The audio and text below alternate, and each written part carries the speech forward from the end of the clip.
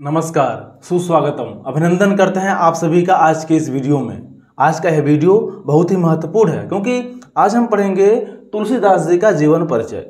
और यह महत्वपूर्ण इसलिए भी है क्योंकि यहाँ से परीक्षाओं में प्रायः प्रश्न आते रहते हैं। तो चलिए इस वीडियो को बिना किसी देरी के प्रारंभ करते हैं। सर्वप्रथम हम तुलसीदास जी के संक्षिप्त जीवन परिचय को समझेंगे, उसके पश्चात विस्तार से चर्चा करेंगे। आइए देखते हैं जन्म कब हुआ था इनका। जन्म हुआ था 1532 ईस्वी में हुआ था। आपके किताब में संवत भी दिया होगा, तो 1554 संवत है।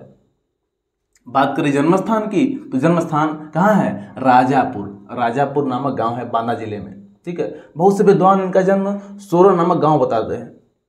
इनकी माता का नाम हुलसी था। इनके पिता आत्माराम दुबे थे। इनके गुरु स्वामी नरहरि दास थे। बात करें इनकी रचनाओं की, तो रचनाओं में रामचरितमानस, कवितावली, गीतावली, दोहावली, विनय पत्रिका, वैराग्य संदीपनी, इस प्रकार से 12 रचनाएं इनकी मिलती हैं। और अच्छा, मृत्यु की बात करें तो मृत्यु हुआ था इनका 1623। ये ईस्वी है, 1623 ईस्वी है। संवत होगा 1680। और कहाँ मृत्यु हुआ था? मृत्यु हुआ था काशी में। ठीक है। इनकी पत्नी का नाम भी मिलता है, पत्नी का नाम था रत्नावली। रत्नावली। बात करें भाषा की, तो भाषा इनका था ब्रज और अवधी, दोनों भाषा का ये इस्तेमाल करते थे, ब्रज और अवधी। रामचरितमानस अवधी भाषा में ही लिखे हैं। ठीक है। कैसे आप पेपर में लिखेंगे? पेपर में आप इस प्रकार से एक बॉक्स बना करके इनके जीवन की संक्षिप्त चीज़ों को लिखेंगे, जैसे कि जन्म स्थान, जन्म, माता का नाम, पिता का नाम, पत्नी का नाम, भाषा, रचनाएं, मृत्यु, इस प्रकार से आप महत्वपूर्ण चीज़ों को लिख देंगे। उसके पश्चात विस्तार से लिखेंगे। डाल क्या हेडिंग? जीवन परिचय। डालेंगे हेडिंग जीवन परिचय। ये बॉक्स अलग से रहेगा बीचों बीच आपके पेपर उत्तर पुस्तिका में। उसके पश्चात अलग से जीवन परिचय लिखेंगे और उसमें लिखेंगे कि गोस्वामी तुलसीदास जी का जन्म 1532 ईस्वी में बांदा जिले के राजापुर नामक गांव में हुआ था। संवत भी लिख दीजिएगा, लिखना हो तो 1554 संवत। जब इनका जन्म हुआ था तो इनके मुख में सभी दांत मौजूद थे और इनके मुख से राम शब्द निकला था। इसलिए इनके पिता ने इनका नाम राम बोला रख दिया था। बचपन का नाम राम बोला था। इनके बचपन का नाम राम बोला था। हालांकि जन्म के समय ही उनके माता जी का देहांत हो गया था। और इनका जो जन्म हुआ था ना, वो बहुत ही अशुभ मुहूर्त में हुआ था, अशुभ नक्षत्र में हुआ था। इसलिए इनके पिता ने इनको त्याग दिया था। और इनका पालन पोषण कहा जाता है कि दासी ने किया था। हालांकि पूरी तरह से स्वामी नरहरि दास ने इसमें भूमिका निभाया था। इन्होंने ही, नरहरि दास जी ने ही तुलसीदास जी को शिक्षा दीक्षा दिया था, उनका पालन पोषण किया था। जब ये नहीं मिले थे तो ऐसा भी कहीं वर्णन है कि यह भीख मांग करके अपना जीवन यापन करते थे। ऐसा भी कहीं जानकारी मिलता है। हालांकि बाद में स्वामी नरहरि दास जी ने इनको शिक्षा दीक्षा दिया, इनका पालन पोषण का पूरा ध्यान दिया। ठीक है। और आगे चल करके इनका विवाह भी हुआ तुलसीदास जी का, और इनका विवाह ही एक मोड़ लिया था। यह राम जी के भक्त बने थे, तो उनके विवाह के कारण ही क्या हुआ था? जब इनका विवाह हुआ था रत्नावली नामक इस कन्या से, जो कि दीनानाथ पाठक की पुत्री थी रत्नावली, उनसे इनका विवाह हुआ था। और ये अपने पत्नी से बहुत प्रेम किया करते थे। कहा जाता है कि एक बार इनकी पत्नी चली गई थी मायके, तो इनसे रहा नहीं गया। ये रात के अंधेरे में, आंधी तूफान के समय में नदी को पार करते हुए जाकर के रत्नावली घर पहुंच गए थे, उसके मायके पहुंच गए थे। इनके इस प्रकार के मूर्खतापूर्ण प्रेम को देख करके रत्नावली जी ने इनको बहुत डांटा, उनकी पत्नी ने उनको बहुत डांटा, बहुत फटकार लगाया।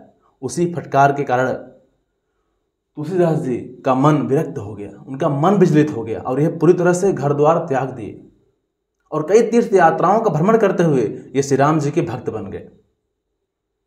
इन्होंने अयोध्या में जाकर के रामचरितमानस को लिखा था, जो कि 2 वर्ष 7 महीने लगे थे इनको लिखने में। इसको अयोध्या में जाकर के रामचरितमानस लिखा था। उसके पश्चात बात करें इनकी रचनाओं की, और तो इनकी रचनाएं 12 मिलती हैं। 12 रचनाएं इनकी मिलती हैं। वह है रामचरितमानस, कवितावली, गीतावली, दोहावली, श्री कृष्ण गीतावली, रामलला नेछू, वैराग्य संदीपनी, जानकी मंगल, पार्वती मंगल, वरवे रामायण। इस प्रकार 12 रचनाएं इनकी मिलती हैं। आप पेपर में बरहो न लिख सकते हैं, कम लिख दीजिए, रामचरितमानस लिख दीजिए, जो कि बहुत ही प्रसिद्ध रचना है। इनकी रचना विश्व प्रसिद्ध है। ये है रामचरितमानस, कवितावली, गीतावली, दोहावली, विनय पत्रिका, वैराग्य संदीपनी।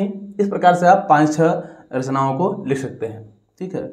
और इनकी जो मृत्यु हुआ था 1623 ईस्वी में और 1680 संवत में, तो इनके मृत्यु के संबंध में एक दोहा भी प्रचलित है। हालांकि जन्म के विषय में भी एक दोहा प्रचलित है। कैसे है वह दोहा, मैं इनके यहाँ लिख रहा हूँ।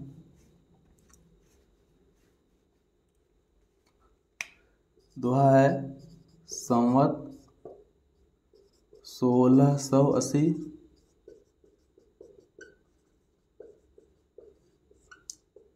अस्सी गंग के तीर, 80 गंग के तीर, श्रावण शुक्ला सप्तमी, तुलसी तज्यो शरीर। अब देखिए ये जो दोहा है यह इनके मृत्यु के संबंध में है। यहाँ पर लिखा है संवत 1680 में इनका निधन हुआ था। संवत में 80 गंग के तीर, 80 गंग अर्थात काशी में इनका मृत्यु हुआ था। कब? श्रावण शुक्ला के दिन, सप्तमी के दिन। तुलसी तज्यो शरीर, तज्यो अर्थात त्याग दिए थे। अब जन्म के विषय में भी इनकी एक दोहा है, प्रचलित है। ये क्या है? अंतिम लाइन उस दोहा का यही है, केवल यहाँ पर जहाँ तज्यो है वहाँ लिखा होगा धर्यो। कैसे लिखेंगे?